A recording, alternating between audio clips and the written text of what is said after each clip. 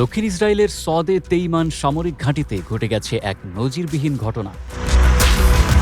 অস্ত্র ফেলে রেখে গণহারে ক্যাম্প ছেড়ে পালিয়েছে ইসরায়েলি সেনাবাহিনীর গিভাতি ব্রিগেডের তোয়াজাবার ব্যাটালিয়নের শতাধিক সৈন্য।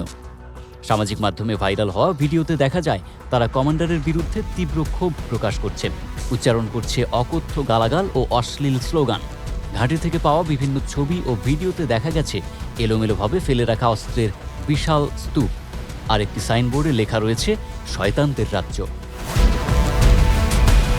ঘটনার সূত্রপাত হয় যখন তোয়াজাবার ব্যাটালিয়নের সৈন্যদের ব্যবহৃত আলংকারিক চিহ্নগুলো ধ্বংস করেন ব্যাটালিয়ন কমান্ডার এবং একটি সাইনবোর্ডও ভেঙে ফেলেন।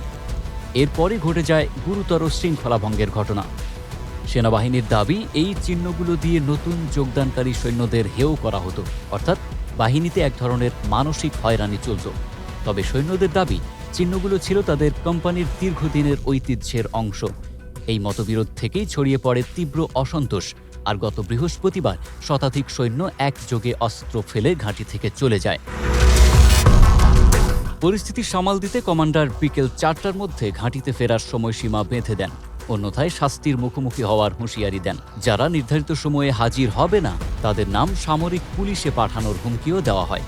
এই ঘোষণার পর একটি প্লাটুনের প্রায় 30 থেকে 40 জন সৈন্য বাদে অধিকাংশ সৈন্যই সন্ধ্যার মধ্যে ঘাঁটিতে ফিরে যায়। আইডিএফ জানিয়েছে, দল ত্যাগের নেতৃত্বদানকারী সৈন্যদের শাস্তি নির্ধারণ করবেন ব্রিগেড কমান্ডার কর্নেল নেতানেল শামাকান, আর যারা এখনও ফেরেনি তাদের মিলিটারি পুলিশের হাতে সুপর্দ করা হবে।